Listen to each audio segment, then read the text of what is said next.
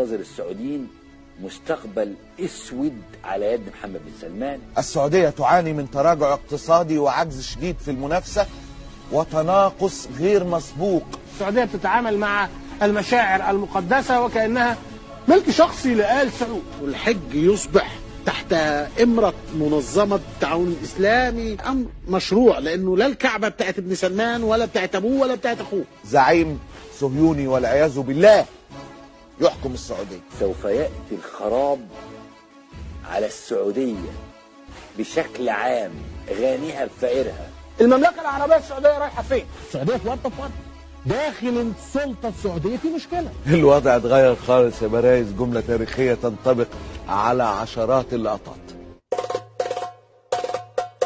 اليوم رسميا تتم المصالحة الخليجية بعد أكثر من 3 سنوات ونصف من الحصار. السعودية الحقيقة دولة كبيرة جدا، دولة لها مكانتها في العالم الإسلامي، وهي أكبر دولة مساحة في الخليج، وأكبر دولة عدد سكان في الخليج، واقتصادها قوي جدا، ودولة كانت بتقود العالم العربي لفترة طويلة. أكبر دولة هي السعودية، مساحتها 2 مليون كيلومتر مربع، لكن عمالة تنجح نجحوا سوا.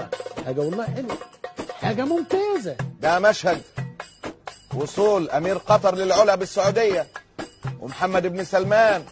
نورت المملكة، حي الله من جاء. نشوف المشهد الأولاني، وهو مشهد عناق حار على سلم الطائرة على أرض السعودية لأول مرة.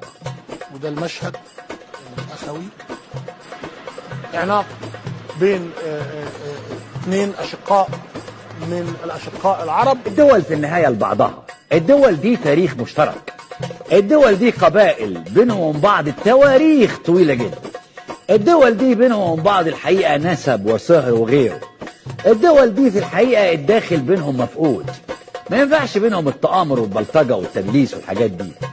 لا يمكن تكون بين الدول دي قاعدة تعامل تدليس وتخوين.